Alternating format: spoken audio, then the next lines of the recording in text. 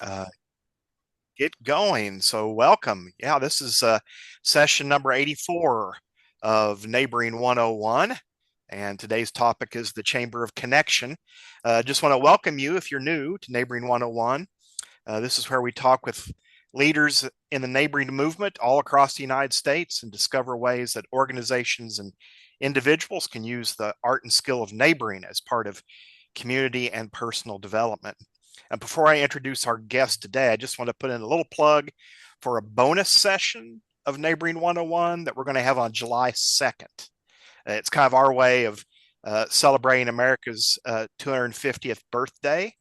Uh, our topic is going to be talking civics and democracy with your neighbors. And our guest is going to be Dr. Siri Erickson.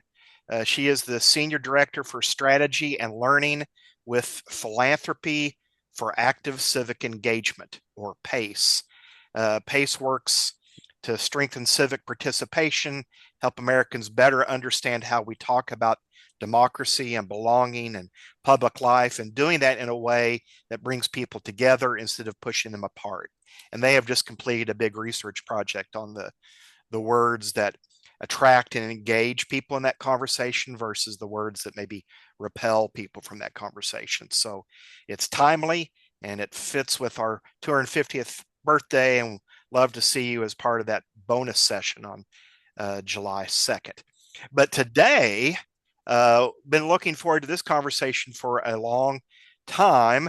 We're fortunate to have Aaron Hurst with us today. Aaron is a nationally recognized social entrepreneur. He's an author. He's a thought leader on purpose and community and human connection. And over the past 25 years, Aaron has founded several influential organizations, including the Taproot Foundation, which helped to create the modern sort of pro bono service movement, and an organization called Imperative, which was a company focused on helping people find purpose and connection in their work. He's also the author of The Purpose Economy, a book that explores how our desire for meaning, growth, and community is reshaping society and the workplace. But mostly more relevant to our conversation today, Aaron has founded probably the best name of any organization I've ever heard. He is the founder of the United States Chamber of Connection.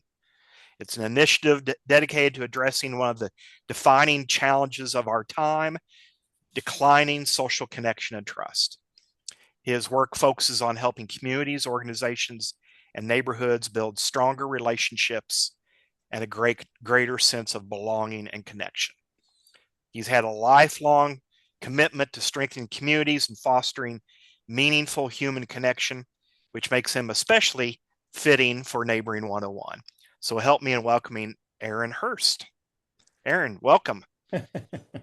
Thanks, all, David. all the way from Seattle today. Seattle, yes. Just a little further north. Not too far away, but it's great to be with all of you. And David, I'm such a huge fan of the pioneering work that you've done around this concept, and really pushing it forward, not just within your state, but across the country. It's like really set an example, and it's Oh, really a part of a growing trend that we're seeing across the country, whether it's in large cities or small towns, that there's a growing recognition that it used to be that the world was global, and like that was sort of the way people thought about it. I think now there's like growing understanding that neighborhoods are the sort of core unit of like how information is going to be spread, how we're going to be able to build resilience, how we're going to be able to support each other. So I think you're just couldn't be more on the money, if you will. well, thank you for that. You're right. It's kind of exciting. It is a bubbling conversation all over the place, it seems like. And I think your Chamber of Connection has really caught a lot of people's attention. I see several on the call today, like Chet in Ohio. I know he's a welcoming committee member. Kind of tell us how that got started, and maybe Yeah, no, some of the background on this too. I thought I'd do that, and I can share a little bit about our research as well. But Yes, yes. so I'll just start for everybody, just a little bit of my background. I mean, David, I appreciated what you shared, but I think at a more personal level, I think I've moved 12 times in my life.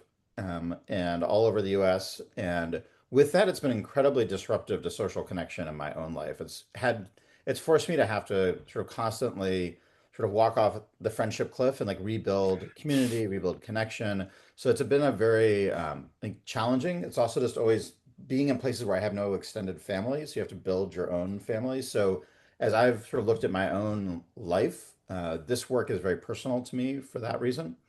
It's also, I think largely inspired by my grandfather, who was a naval officer during World War II and was one of the first U.S. Officers in Hitler's bunk at the end of the war. And he went on and worked as part of the Marshall Plan in rebuilding Germany. And that story to me of how Americans were able to work together with people who were enemies hours earlier to be able to rebuild Germany, which I think is one of the greatest accomplishments in American history, is just sort of gives me hope that we can cross divides, that we can work together across differences. Because if they could do it, we should be able to find ways to do that as well. And that's always sort of stuck with me, and this desire to bridge difference through shared purpose. Wow. One Um, example. Yes. and I my last organization, which you mentioned, David, Imperative, was about doing large scale peer coaching to build relationships inside the workplace. And I burnt out. I'm going to be honest with you. I got burnt out. I was working around the clock. Did that for 12 years, with only a day off between that and the previous organization, the Taproot Foundation. And I decided after I left to take some time off, and I went down to a retreat at the Modern Elder Academy in Baja, Mexico. And there was uh, a speaker there, meditation instructor, and he had this great question, which is, what is it you most want in life right now? So if you just think Mm, about that, like, what is it you most want in life right now? Like, what comes up for you? And what I realized in being a parent, doing work, like I had underdeveloped friendships, and I was like, what I want and value in life most right now is friendship. And that's what I like crave. I'm turning 50 at the time. I'm like seeing that I really haven't invested in this part of my life, moved many times. And he then flipped it on us. And he said, whatever it is you want most in life right now is what you need to give. So whatever it is that you want most right now is what you need to give. And I was like, oh, like I really want to I really want to reflect on like what does it mean to actually focus on giving friendship and enabling friendship on a massive scale? How could I help make the next step in my career? Really thinking about this beyond just companies, beyond sort of what I had been doing, but like take it from those experiences and like bring that and think about like how can we do this more broadly. So I started just having strangers over for dinner every 2 weeks, 8 to 10 of them, and just talking to them about their own experience with connection. I would meet people on the street, I'd meet people meetings and just be like, hey, you're coming to dinner next Tuesday night. I know you don't have plans because no one has plans on Tuesday night. So get your ass over to my house. I'm cooking you dinner. And just incredible conversations about connection over about 9 months, and really started to see some like real patterns in terms of what people were struggling with. People were talking about not knowing their neighbors. They were talking about waiting for the invite. They were talking about not even knowing what it would mean to have social connection in their life. They're like, I don't know if I have it or I don't. I don't even know what social connection means, but I know that there's a gap in my life. People talked about life transitions and how whether it was moving, becoming a parent, losing a job, like at these moments, how those were points where their social connections seemed to either sort of flourish or just completely fall apart. And that was really powerful just to hear sort of how these life transitions really are the key moments when people seem to be open for something different. And sat down with my friend Michael Hebb, who does these huge global dinner party movements. You may have done one of his dinners, Death Over Dinner is his most popular one, of just getting people to actually talk about death, because it's such a taboo in our culture to actually talk about death, and just these really powerful experiences. But we're sitting down and we were talking about how what we need right now is the playbook from the Chamber of Commerce, but applied to this. So the Chamber of Commerce is arguably one of the most successful organizations in American history. At a national level, like they really transitioned our society to become business first. In many ways, businesses now have more rights than citizens do. Chamber of Commerce like helped basically change our culture to be that way. What's interesting is a lot of that has necessitated now the need for connection. And that what we're going to need is actually a chamber of connection, an organization that can bring leadership together across industries, across different communities, to actually come together with a shared agenda and to advocate and redesign our cities and towns and nation around social connection as the bedrock. Because it actually is, if you go back to the founding documents, it actually is much more the bedrock. It doesn't say anything in the Hmm. founding documents about capitalism. Like that's not where it is. And this is not pro or anti-capitalism, but we've moved away from this sort of understanding that actually social connection is the bedrock of our nation and that we need to re-embrace it. So we founded the U.S. Chamber of Connection and we started in Seattle. We started with the life transition that's very common here. So there are about 3 million people who live in Seattle, the metro area, and about 140,000 new people move to Seattle every year. Wow. 140,000. So like that's enough for like three Seahawks games full of people, right? It's just a lot of people. And many of them don't stay. Many of them just feel like they're frozen out. We have a thing called the Seattle Freeze where they just felt like they're not welcomed. Um, Many of them just really struggled like I did when I first moved here, where I was like inviting people over and it wasn't reciprocated. Like people were always like, oh, we should grab coffee, but they never really meant it. People weren't making eye contact on the street. Like there was this culture where it was very hard to break in. So we said, how can we just initially focus on activating existing residents to become a welcome committee? And how can we activate the city to really welcome newcomers in a way that's never been done in a major city before? So we partnered with the mayor. We built a welcome committee of 50 people who are leaders and executives at the leading companies, government agencies, nonprofits, churches, just sort of across the city to say, let's make Seattle the most welcoming city in the country. It was kind of like a worst to first kind of mindset of like how can we go from this being a area that's a deficit to actually a strength? And we drew our inspiration from universities and companies. My son's about to go to the University of Michigan, the greatest university in the world, because I went there, my dad did. And it's just interesting, like he's going through his like pre-orientation right now. But when you start in college, they don't just like have you show up for the first day of class and like you're just thrown into class. Like there is an onboarding process because they know intentionally the kids that don't get onboarded properly to school drop out and they struggle. So they very intentionally help you make friends. They build social structures. They have all kinds of activities and clubs. They make sure you have that support system when you join the university. Similarly, like if you go and work, at a company, you get a job at Procter and Gamble, you're in that job in your first month or two, like you are part of an intentional onboarding process where everyone knows it's their responsibility to take you out for coffee, to help you get oriented to the different groups. So it's like a whole process for onboarding. So the question became like, what if cities and towns had an intentional onboarding process like that? What if every city and town operated as a college campus or a corporate campus where there's an understanding and a shared responsibility of helping those people integrate into the place where they live? So we started doing some really interesting work around um, creating these workshops, these 4-hour Seattle welcome days, where new residents could come and they would go through a whole workshop of meeting other newcomers. They would actually get it was like a naturalization ceremony, but not to the United States, but to Seattle. Because one of the things we heard is people are like, I've lived here 15 years, but I don't know that I'm allowed to call myself a Seattleite. We're like, well, that's a problem because you're probably not voting, you're probably not donating, you're probably not like an advocate for the city if you're feeling like you can't even say you're a Seattleite, right? Like that's broken. So we're like, can we do a naturalization to say you now have the permission to say you're a Seattleite? You can choose whether or not you want to do that, but like you are by the mayor officially like allowed to take that name. And it's really, really powerful. We also started a campaign around changing the Seattle Freeze, which is the narrative that's been here. And we were like, there's plenty of examples of that not happening. What if we built a story and a narrative around the positive? And we created a narrative around the Seattle bear hug. We said when someone moves to Seattle, they should get embraced with a bear hug. Like it should feel like they're just embraced by the community. That's what it should feel like. And we bought a bear mascot and just started having him go to like every event. He was all over the news and just sort of building this new narrative around like the Seattle bear hug as an alternate narrative around that. And then we started sort of building from there, started getting volunteers in the different neighborhoods to help people in the neighborhood. We started doing social club fairs so that people could join social clubs. We created partnerships with things like the ballet, where they and the Kraken, our NHL team, where they have a meet me at the events that we help. So we're actually helping them. People who like want to go, but they don't want to go alone. It's like, oh, we'll meet an hour beforehand, and like we'll get a special tour, get to know each other before we go to that event. Like, how do we actually like support that? Which is also bringing business and engagement into those organizations. So started Hmm. building that out. My co-founder Charlotte, who's 20 years my junior, which is really fun to have that intergenerational co-founder relationship.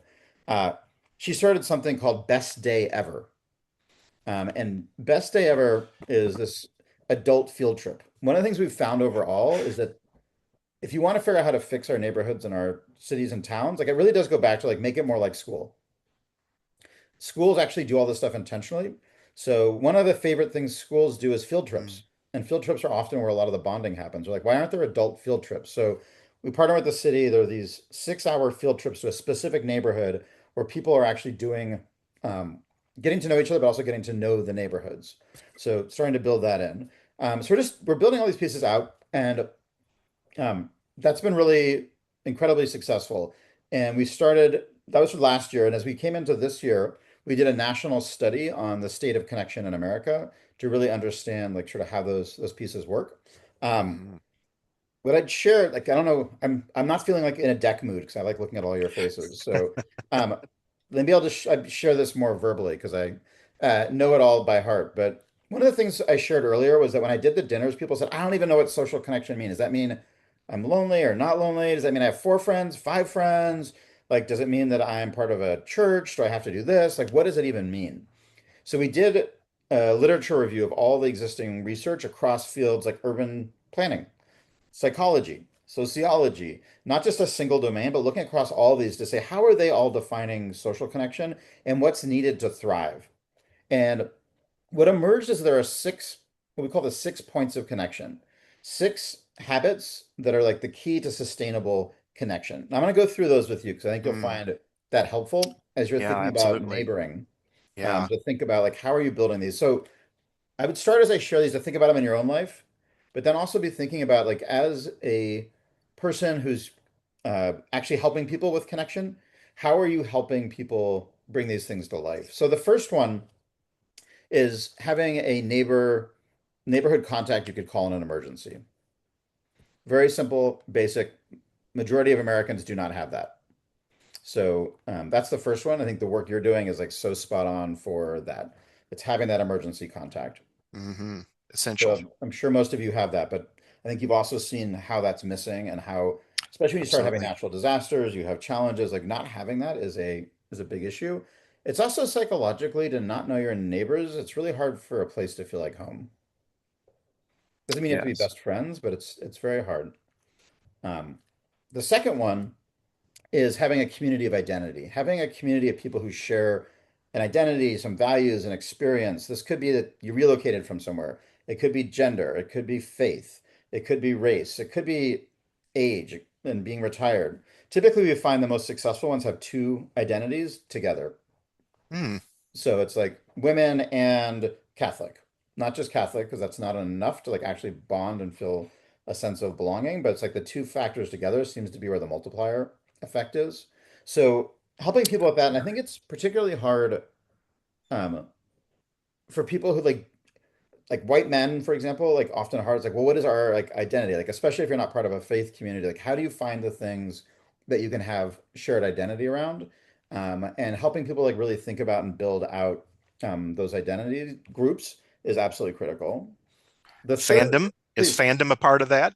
Like um, White and a Seahawks fan. so I believe it is. So I am, most of my friends are like Yankees fans because I'm a Yankee diehard and I'm a Wolverine. So a lot of my like it sort of blends across a couple things, but it creates that immediate like it's interesting how especially like college alumni status creates like an immediate sense of like um safety just knowing that they had a shared experience. It's totally nonsense if you think about it, but it does psychologically trigger a lot of that same Mm. experience. Yeah. Now, if I find someone who's a Michigan fan and a Yankee fan, now we're like just we're killing it. So um, that's where like having multiple identities. So I've got a group like tomorrow night. I'm going over. We have a group of CEOs in Seattle who are Yankees fans. So we get together and watch Yankees games. Like it's awesome. So that's an example there. I did David, I think I told this story to you before, but I experimented with one of them as well because I was like, I'm of Jewish descent, but it's not a major part of my identity. Got strong New York roots, but I was like, what does identity mean, especially as um, a white man? Someone called Jews though actually were spicy white, which I'm not quite sure what that means, but I'm like, I'll take it. Um, I was either spicy white and the other one was the other white meat. sort of playing off close to the port. So anyway, digressed. So I actually did an experiment where I was playing with names, and I decided to have a dinner party at my house and just invite errands. And I had Oh, about a dozen errands from Seattle come over for dinner, and we just talked about that as a shared identity, which was super interesting just to hear how many shared experiences we had in our lives and how having that name influence sort of who we are in different ways. So it was really fun just experimenting and playing with this idea of like, what is an identity today? Like, what are the things? Um, Super fun to go to do that. I would say my conclusion from that, besides it was really fun, Aaron wasn't enough. It needed to be Aaron plus something. mm, So sort of goes back to that plus something. yes. Yeah, Um, the that's third, fascinating. go ahead. Yeah. That Um, so we that went through uh, neighborhood, contact, community of identity. The next one is really, we see in the research having at least two meaningful one-on-one interactions a week. So being able to have two like real interactions of like going to grab coffee, something where you're vulnerable and real with somebody. It's not just sort of doing an activity together, but actually like feel a sense of connection and support through it, is really important. And again, the majority of Americans don't have that either. That sort of basic support system. And then we've got four is a third place or third space, being able to have a place you regularly go outside of your home and work to be among community, and to sort of build familiarity and belonging in that environment. That can be anything from a church to a coffee shop to a park. There's a lot of different places that serve that. Um, and then we've got a community of play. This showed that it was statistically the most important one by far, having a community of play. And a community of play really is about having a shared activity that you love to do, that you both love to do, or a group of people love to do. So that could be pickleball, it could be crochet. My favorite one in Seattle is there's a group that likes to scream into the void. Like that's their thing. Um, awesome. Like whatever it is that like is your activity, like finding other freaks that want to do that with you, like is awesome. Like that's where you go, and it's like where you actually see people bridging difference because they share the thing like pickleball that gives them enough trust and repetition of experience with each other to actually then be more open towards meeting people who are different. It also builds the one-on-one relationships. So we found that to be like the one that's most critical. And then the final one is community service, really being of service to others. And all of you who are doing neighboring work, like that is a form of service, but it also includes more traditional forms as well. So as we think about measurement of connection across the country, in our own lives, in our cities, in our neighborhoods, we're really looking at those six things because they're six things that are actionable. So, David, if I told a mayor, like, mm, you know what, 60% of your people are lonely, the mayor's like, what the hell do you want me to do? Like, what do I do about that? But if we say 60% of people don't have a third place, that starts to become something that's actionable. It's something you can also start to teach in schools. It's something you can start to like build into the rhythm of people's lives. So it becomes something much more structural as a result of it. So what we found yeah. overall is only about 17% of people are thriving when it comes to social connection across the US. And that we're seeing that people who have low income are twice as likely to be disconnected than those of higher income brackets. So we're seeing that there's some serious structural issues in our country that are preventing people who are of lower income from being able to build social connection as easily. So it's very important to be able to think about this. This is one of the biggest riddles I have in this field is social Mhm. connection is one of the only things that every demographic suffers from. Billionaires have the problem. People who are living on the street have the problem, people of every race, every political group. Like this is a universal experience. So this is something we can all work on together, but we still have to own the reality that those of lower income are so much more likely to be sort of facing this reality. Um, the other things that we found in the research is we looked at what are the barriers to connection for people, and which of those barriers actually correlated to a different score. So we really wanted to understand not just what people sort of shared as a barrier, but what actually seemed to correlate with a lower score. And don't have enough time and tired is, number one. But then after that, it was uncomfortable going out to things by myself and not knowing where to start.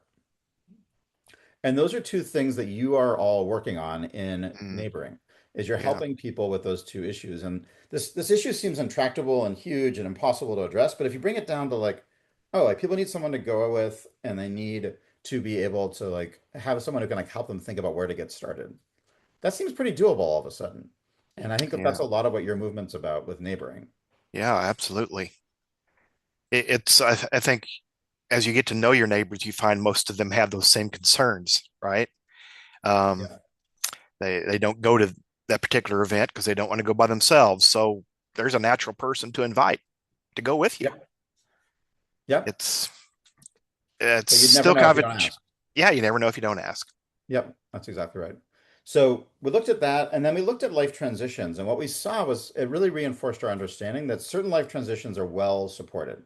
People starting school, higher social connection. People starting a job, higher social connection. We do Hmm. this thing in our culture where two people come together and get married. I don't know if any of you have experienced that, but we actually have a system around marriage where we have a party that actually brings everybody together called a wedding. Like we actually built a system around that, but like we don't have a wedding for other life transitions.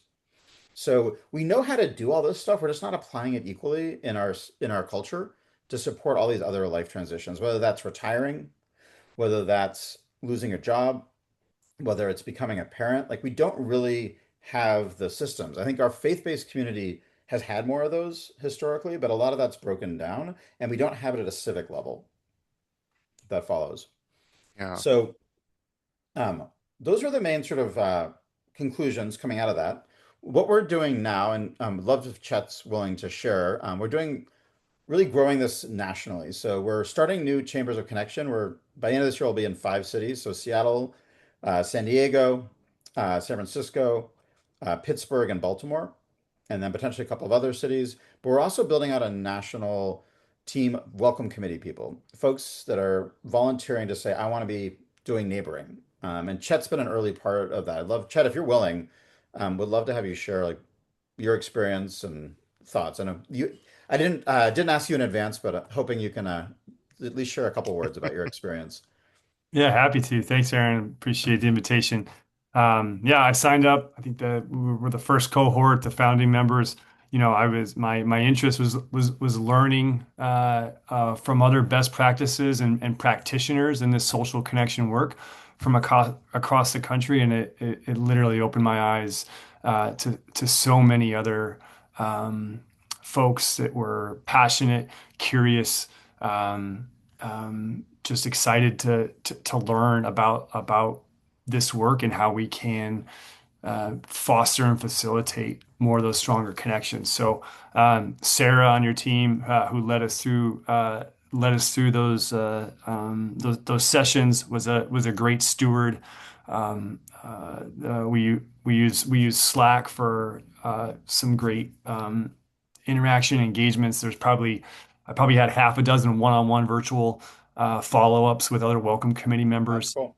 Um, there was somebody else in my city that they connected us as a pod, so we had a local buddy, and they challenged us to have some of these connected conversations with some of our nearby neighbors to learn more about their experience of how they grew up or different places they've lived where they've had more or less connections. So I learned a ton and look forward to staying engaged with the chamber. So No, and I love how active you are and just sharing your stories with the group and inspiring people. That's one of my favorite things is just seeing like early on there was someone turned their garage door into a community bulletin board, which I just thought was so fun. Another one did a tour for I think 22 of her neighbors around their neighborhood, but through the lens of the 6 points of connection. So like having people process like how they're getting those, but through a walk. Um, so like they went in front of the school and they talked about community service, and they like maybe went in front of a cafe and talked about third places. So just sort of a way of mobilizing around that. So it's just fun. Like I feel like there's just this constant flood of just people doing creative things in their neighborhoods. And I'm sure, a lot of that's happening as well within this network. But Chet, thank you for being such a early leader in all of that work. So part of the reason why we started that program, and I think a lot of the work, David, you're doing with neighboring, is that there is technology that's causing a lot of these problems, right? Like AI, social media, cars, like all these things are leading to these Mm. challenges. We've got workforce that's creating a lot of these challenges. COVID created a lot of these challenges. But the one that people don't talk about is the fact that in reality, like 60, 70 years ago, women spent about 10 to many women spent 10 to 12 hours a week on this. Yeah. And that when the workforce changed, like that labor disappeared from doing that work. And it's not that the it's what should have happened, but it's also we need to recognize then like you can't expect the whole system to work the same way if you suddenly take out that kind of a massive volunteer force. And I did a little AI based back of the envelope of looking at like current rates, looking at current population, and there's about a half a trillion, so $500 billion labor gap in neighboring across the country. So if you Wow. look at like if we wanted to go back to those early days where you had that kind of activity and put that into modern society, that would take sort of the economic equivalent of a half a trillion dollars in labor. And I strongly believe like we're not going to solve that with cash. That's not going to solve for that.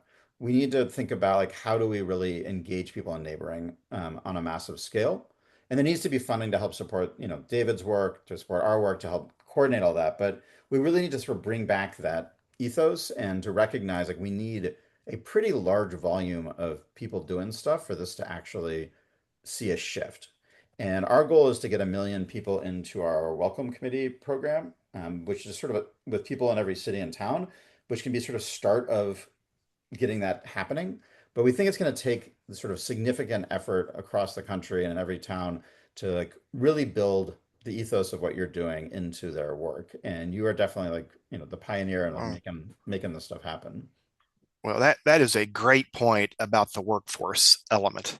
Yeah. Uh, I, I've not heard it put quite the same way you put it there, but that's an excellent point. I know, growing up, my grandmother and grandfather were just two houses down from us. My grandmother stayed at home. She had a huge garden. She was always canning and doing something, but there was multiple ladies on that street that were stay-at-home wives, and they all gathered at my grandmother's place. Yeah. A lot of coffee was always on. They did all sorts of things, together and for the community. And you don't have that as nearly as much anymore. That's a Yeah. hurdle to overcome, right? Well, after you've worked all day, it's kind of hard to come home and get motivated to do a dinner party. Yeah. And 100%. And I think we've taken other parts of that work that used to be done, like childcare and elder care, and Mm, we've commercialized them to a large degree, right? So like we now yeah. send seniors off and like put them in these commercial businesses that take care of them so we don't have to. We send kids to preschool and all these places and a lot of that's done well, some of it's not. Like we haven't I think the closest we've come is like Netflix in terms of like just finding a way for people to be sort of engaged otherwise. Like we need to find in social media. So Laura, I see your hand is up. Well, I happen to be surrounded by four retired couples. And Amazing. what an outstanding opportunity to give them purpose in their neighborhood if I were to gather them together and say, this is how you all could really bless the rest of us with the time that you have and the presence that you have Yeah. daily in the neighborhood. Yeah, um that's amazing. And I think what we found is that there's Mm, giving it a name gives people permission and more comfort doing it. It's sort of saying I'm playing the role of being a welcome committee versus just like I'm a neighbor. For some people, being a neighbor is enough, but for a lot of people, just having a named role, the saying I'm volunteering to do this as part of something bigger that's named gives them that comfort and also that support system around it. The other thing we found really interesting psychologically, and I'm very driven by psychology and like how people operate, is um, we taught a class on building a connected life, designing a connected life, and the thing that was like most powerful for people is I forced them to all say, "I am a connection builder." And I even encourage them in their LinkedIn profile to go in and like change their description of who they are to be a connection builder. And for people just to be able to acknowledge that role and to see the value of that and that they're a really critical part of society. It's not just that it's something they happen to do, but it's actually part of who they are as an identity. Started to like actually shift how they saw themselves and how they'd show up in a room just by like having done that mental shift to say, I am a connection builder. mm, So I think the naming of all this stuff really does matter, and having people actually walk across that threshold to say I'm part of the solution, and that I am one of many that are part of the solution, and we are together trying to do something, and it's something that's of value is really powerful. So Um, but I love that. And I think, unfortunately, I was just at an event I hosted where we had the head of the Anthropic uh, Trust Board speaking, and has access to like the latest in AI, like the person who like knows more than anybody. And he's like, their projections are 20% unemployment pretty soon. And we start to see 20% unemployment. We also just going to start to see not just retirees, but a lot of people, especially early career, where they're not going to have anything to do. And that could really turn ugly very quickly. But if we can channel a lot of that energy into neighboring, I think it's actually another piece of like where we can really have this be part of the positive solution to some of the challenges we're going to face in the AI-based workplace. So put that out there as well, just because I think we're suddenly going to see a lot more people in their 20s that are not able to find work. And we need to find things for them to do because if they have no purpose, they're going to turn to destructive purposes a lot of the time, either to themselves or to their community. So I think that also just adds to the imperative for this work. Yeah. Um, Aaron, you've been at this for several years yeah. now. Uh, I know you mentioned some of what's gone on in Seattle, but have you seen some other communities kind of embrace this in a unique way? Some other community success stories? Yeah, I mean, I think it's early. I mean, early days with a lot of. I mean, you're certainly a success story with the work you're doing. Oh, Tulsa, I think's had a lot of success because they've got a very large private foundation that's bankrolled a tremendous amount of staff capacity to help around mm, this, which I think we'd all like to have, but I'm reluctant to like use that model because it presumes a lot of cash. sure. But they've done a lot to like actually just have social workers assigned to people around this, especially people moving to the city, Wow. which is super interesting. And I think along the lines of like, I do think when you move to a city, like ideally you are assigned somebody who like actually is your orientation guide for that city. So like, how could you do that?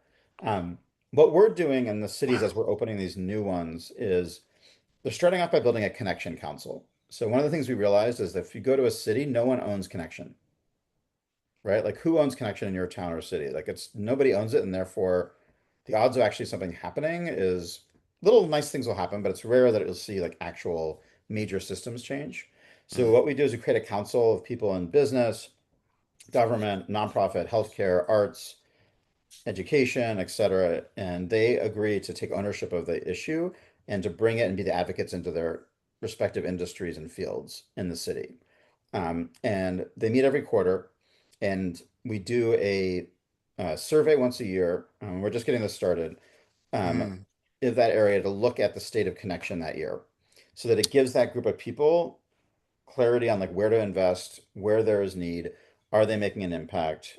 So trying to create like a data-driven model with the top executives in the city across sectors to address this, and then welcoming newcomers is the thing that we found is like the ideal place to start.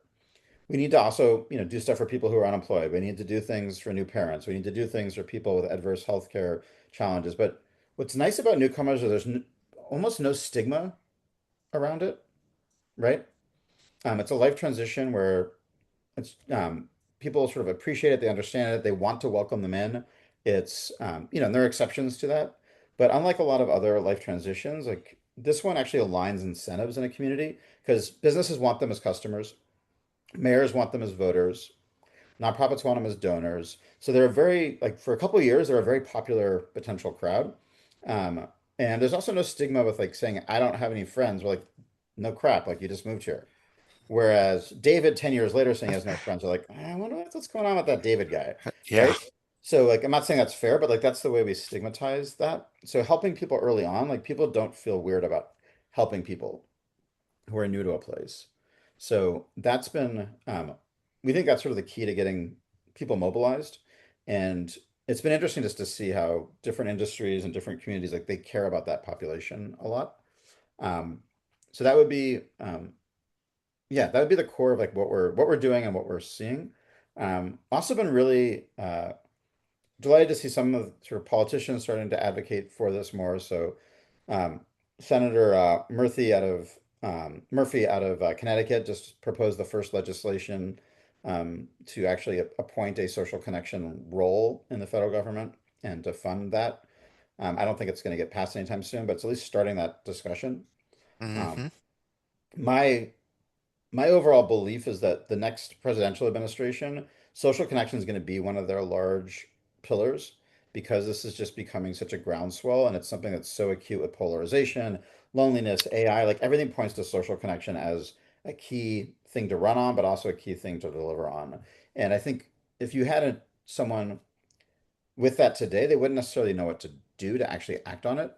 And I think a lot of what we need to do as leaders in the field is figure out like what can we make shovel ready for that next administration if they focus on social connections so we can say, here's how you can make a big difference on this. Here's where investment needs to be made. Here's where you can, you know, funnel resources, whether it's financial or otherwise, to actually make a difference. Because right now it's like pretty diffuse and like all over the place. So how do we actually like create that consensus around that? Yeah, wow. That you kind of have something similar to that even in England, I think, right? The Yep. social connection type of position, and other nations are looking at that strongly. So interesting that you're seeing that develop. So if let's just say if every community in America adopted a chamber of connection model, Yep. uh, what would be some of the first signs that it was working? Yep. I think first of all, like anyone who moves to that place would like immediately feel a sense of belonging and a sense of like have accelerated friendships, would have you'd see they were part of social clubs. You'd start to see that Mm, happening. I think the second thing you'd see is just a much stronger, resilient neighborhood economy because you'd see a lot more people supporting and engaging in local nonprofits, local businesses, local memberships in those communities. I think you would see that cities would have an actual agenda around social connection and they would say, these are the priorities, this is where we're investing, here's how we're doing that. And largely around life transitions. So someone becomes a parent, like there's immediately like a process to wrap support group around that. As someone loses their job, they immediately have a social group to wrap around that to support them. Someone gets, diagnosed with cancer, like they have a group to wrap around that. Some of these are happening in some places to varying degrees, but you'd have these like immediate ability to trigger people sort of stepping up and helping them find community around those differences. So I think that would be one set. And then I think the other, which we haven't gone into yet, is going to be in education. I think a lot of this is about like how do we need to change K-12 and also higher ed around social connection? With AI playing such a big role on the side of knowledge and skills, these human skills and social connection actually really is the thing that we need to develop in people, and it's mm, going the opposite direction. So how are we really starting to teach the 6 points of connection in schools? How are we starting to build like overall awareness? So, um, you know, my goal is like if you asked any American like about the 6 points of connection, they could talk about them and they would know about it. Just the same way most of you have probably heard of breakfast, lunch, and dinner. Like we have that as like a framework, right, for how we eat, with some snacks. Like how could we actually get to the point where like there's just such a shared understanding of those needs that it becomes part of our cultural vernacular yeah. around it? So those are some of the areas um, that I see as being sort of critical to that sort of that step when we start to get chambers of connection everywhere. Because you start to just see everything through that lens. Like our once you start seeing like social connection as an issue, like every article you read in the paper, every story you see, every challenge your kid brings to you, you start to see they're all the same thing.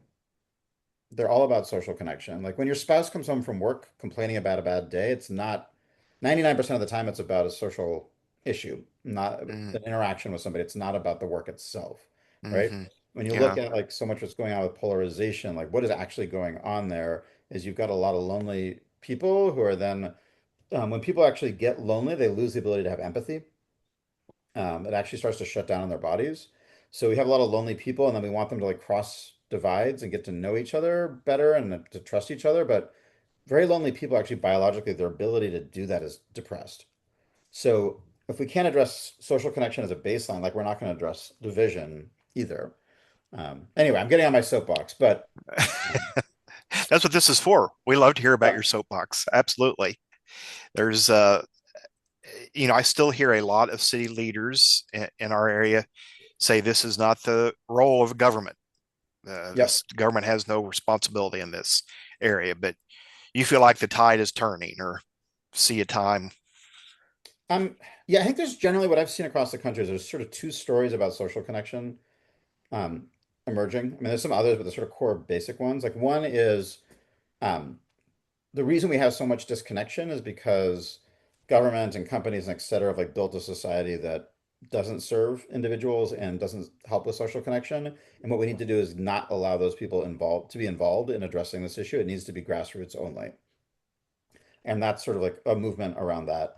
I think in that piece, it's like, no, like the second you involve the companies, they're going to ruin it. The second you involve government, they're going to ruin it. This has to be like fully like authentic, organic neighboring, basically. The other is the United States operates off of power structures and accountability and what get measured. And if we don't find a way to bring this into the power structures, it's going to continue. They're going to continue to build systems that get in the way and actively prevent social connection from happening. And that's much more where I'm coming from with the Chamber of Connections. Like we need to activate at a grassroots level, but if we're not building it into policy level, if we're not building it into companies, they're going to constantly just override what's happening and just continue to monetize loneliness, Mm, as we've seen with social media. So I think of those two pieces. I think the other part is asking. I ask people like, what is the number one problem in the country today? And people share their thoughts on it. But by the end of the conversation, I've never had someone walk away without saying the number one problem in this country is the decline in connection and trust. That is the number one issue, like straight up. Like if you think it's the environment, like great, but like we're not going to solve for the environment unless we actually trust each other because we can't even come to consensus about what to do about it. Like there's mhm. nothing like we're like stuck and can't move forward without social connection. So, and you see it like talking to municipal leaders, like their employees are getting harassed. They're getting like we're seeing like the civility is just breaking down on the front lines. And we're seeing it in terms of cost and resilience, seeing emergency room visits. Like people are going to doctors because they're lonely, not because they're sick. We're seeing like all these problems that are costing a tremendous amount of money to the city if you want to put it in just crass like economic terms. Yeah, So, and then the question becomes like, okay, so city shouldn't own it. Who owns social connection for your town? If this is the number one issue and you agree this is the number one issue, who's responsible for it? Oh, well, like, people in the community should address it. Cool. To use Dr. Phil's line, like, how's that working for you? yeah, Uh, it's like, how do we think about like what's actually going to take to do this? So, I don't think every city is going to start off doing it, but I think there's an awful lot of them that see that the only way that they're going to have a city where people want to live, where the economy is strong, where they're resilient to growing natural disasters is one in which neighboring and social connection is strong, and that it's also one of the cheapest solutions to problems. It is a hell of a lot cheaper to have neighbors up and running, helping each other in a disaster than having to have, police and firemen having to do all of that work, for yeah, example. It's a hell of a lot easier to have people healthy and not having to go to the doctor because they're lonely. Like these things are just expensive. Workforce productivity, like all these things. So um, I think we're going to see it, and um, the cities that are going to do it, we're going to see are thriving. And then it's like any adoption curve, the other ones are going to come along. So like you and your Apple stock. So you now know you should get your Apple stock, even if the early on you didn't. So eventually everyone will know that that's what you need to do because the data will be compelling and it'll yeah. become a norm. Those that are on live, do you have questions for Aaron? Oh, we've still got a little bit of time, 10 minutes or less. You can take yourself off mute and ask a Yeah, love to question hear. or I Yeah, also just love to hear type what it in the the city. chat. I've Patty, got one if I could say it real quick. Patty in Springfield, Missouri, go Hey, ahead. Patty. It's not really a question, but it's a question and a statement. Yeah. How did you figure out this is what you wanted to do, and how did you go about your first activity? Um, that's great question, Patty. So like, how did I get started in this work and like, what was my first activity? Um, my first activity around this work was really in college, honestly. And I found classes to be boring, because I wanted to be more involved in like doing stuff, not just listening to people talk. And I created a program at Michigan where we would take students out to teach creative writing in the local prison system. Oh, And we go out and do that. And then we would drive back to campus. And it was a credited class where people got Michigan credit for it. I brought a bunch of faculty in to design the curriculum around it so that people could experience their teaching in a prison. Like that's creative writing, it's teaching, it's social justice, it's justice. Like there's all these topics that come around that experience for people to reflect on. And what I loved about that experience was twofold. One was having people meet people across difference. So here's the privilege of being a Michigan Hmm. student, and then the challenge of being like incarcerated, like very different experiences, but finding shared humanity and sort of being able to actually spend time with people, especially with creative writing, which brings out a lot of that humanity. The other piece, which was even more profound, was the drive back. So the correctional facilities we volunteered in were about an hour drive from campus, which meant on the way back, like we were stuck in a car for an hour with each other. And the emotional processing in those car rides was just so powerful. People just sharing like what their experience of it was, what scared them, what realizations they had, like reflections about the impact on their lives. That to me was just so powerful, just to think about how that act of service across bridging divides was actually creating change in people. And when it was building like friendships because people were able to be much more vulnerable and real.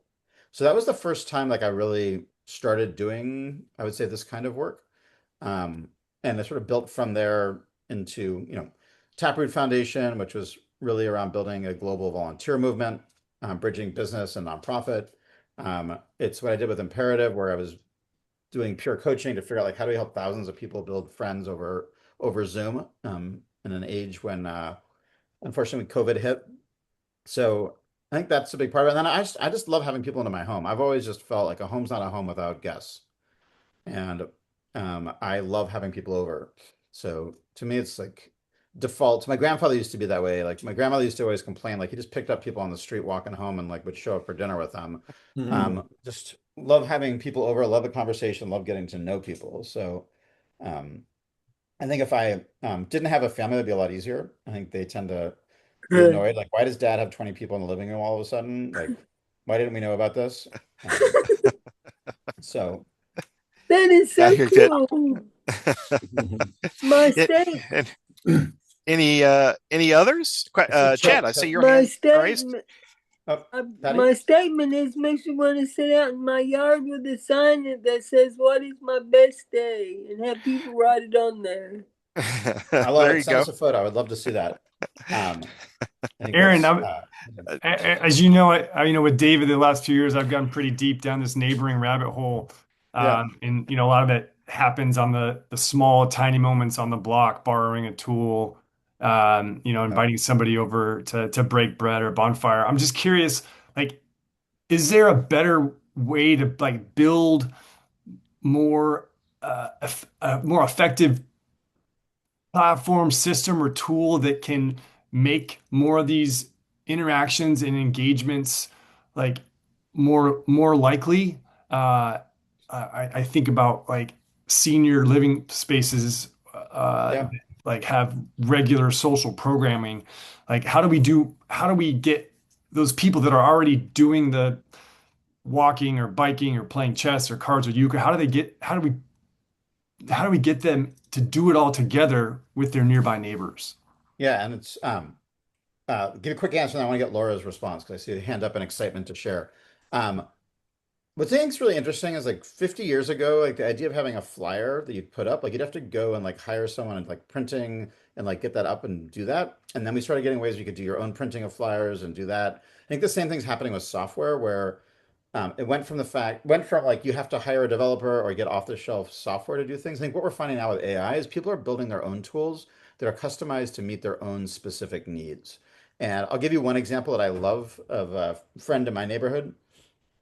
He created an app that's called the Bat Signal, and he's got like 30 guys that are his friends in the neighborhood. And like anytime one of them's at the bar in our neighborhood, like they click the Bat Signal, and it just doesn't mean anybody has to come, but they just know there's one of their friends is at the bar and like open to like hanging out. And you think about the problem that solves, where a lot of times everyone's playing what I call invite chicken, where everyone just sort of wants to be at the bar, but no one's willing to like be the first one. And he basically just created this app. It's just bat signal and it does a notification like Chet is now at the bar. And then people start to show up to join them. So I think it's little things like that, but I think a lot of that's micro design and creativity in a Hmm. neighborhood of individuals versus it being like a Nextdoor or a Facebook type solution. But Laura's got a genius thing to share, so I want to hear it. Hmm. Thanks. Well, through Neighboring 101, we all learned about Out and About, created by Matt Evans in Draper, Utah. which is just a scheduled time for people to come out and go for a walk in the neighborhood for Sunday evening of every month. And we've just implemented it here in Excelsior Springs and already seeing some big excitement and some connections happening where there weren't connections before. Yep, that is an awesome model. We've had a number of people who do, like in Seattle, we found like they just do Friday night 5 to 6 wine and it's just rotating people's houses and it's just everyone knows it's always happening. So creating that sort of open door, that permission, which is what these things I think really Yeah. do well. Yeah. Um, Just something with regularity and with low entry too. yep. Those things seem to help. One Oh, other, I love this Steve. example from Tracy. I think this is actually genius.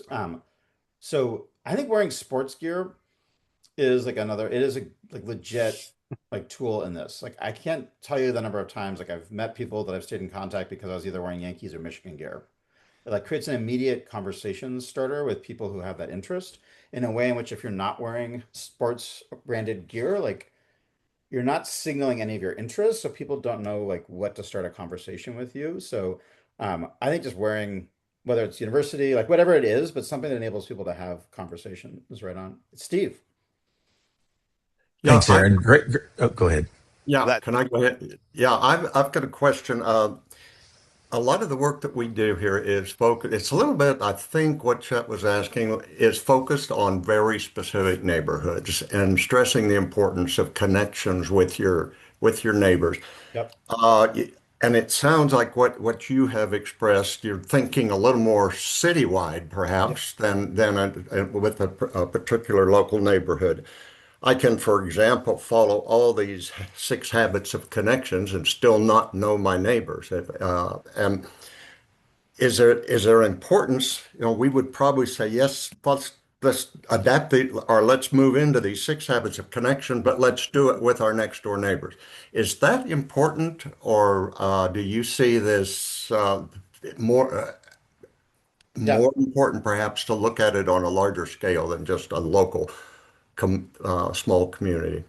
I think there's different entry points into that, Stan. So, I mean, first of all, you'll know the first point of connection is having a like a neighborhood emergency contact. So you can't do that Yeah, without yeah, someone's right, of permission. Like, there's a course. reason that's the first one. I think the probability of all the other ones happening go up exponentially if you're in proximity. So the third place, if you don't have to drive to it, being able to have a community of play, if you don't have to get on a train to mm, get there. I have friends in the city that are like 45-minute drive from me, and like I just don't see them. Like, and it's like you can't spontaneously go grab a walk because there's just such a huge cost to be able to move around. So I think it is so valuable to do it at a neighborhood level.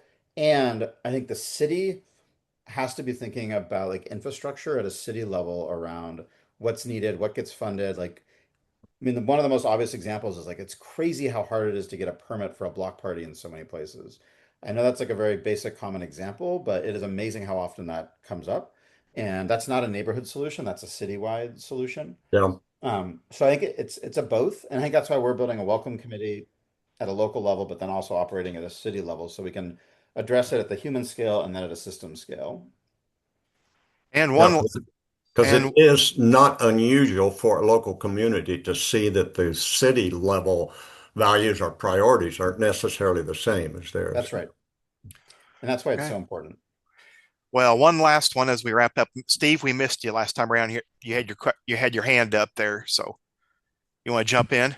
Sure, if we've got time, I don't want to Yeah, keep yeah, people. please. So this has given me a lot to think about, Aaron. I think this is fantastic. I spend a lot of time professionally in I call it the community health space. A lot of working with communities to reduce drug violence, overdose, suicide reduction, and a lot of that is driven by evidence-based research, evidence-based practices. And then when I go in and suggest something like what you're saying, they'll go, "Well, where's the evidence for that?"